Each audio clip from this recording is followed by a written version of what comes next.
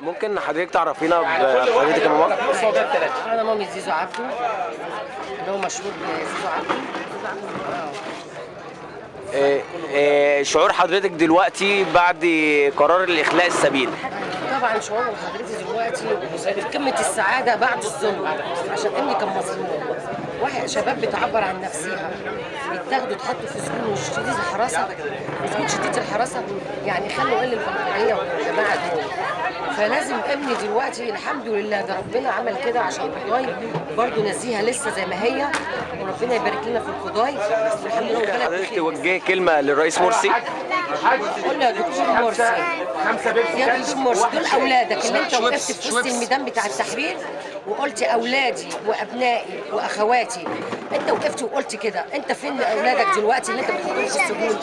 اولادك دلوقتي خريجين جامعات انت بتحطهم في السجون. ادي اولادك اللي انت قلت عليهم. كلمة توجهها للإخوان المسلمين. ايوه قولي اللي حضرتك تحبي تقوليه قوليه.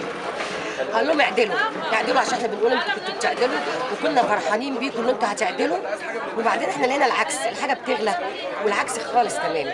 مفيش حاجه يعني اتعدلت. يعني في الشعب المصري بيقولوا ان هم كانوا بيستخدموا الدين وبيدوسوا على القرآن عشان يوصلوا للحكم. ايوه طبعا هم كانوا بيستخدموا الدين، ما احنا كلنا بتوع دين واحنا كفره، ما احنا بتوع دين. بس احنا انتخبناهم عشان قلنا البلد تبقى الاحلى. طلعت البلد مش الاحلى ولا حاجه، طلعت البلد بالمقلوب تاني. تمام. ألف مليون مبروك يا ماما. الله يخليك يا حبيبي.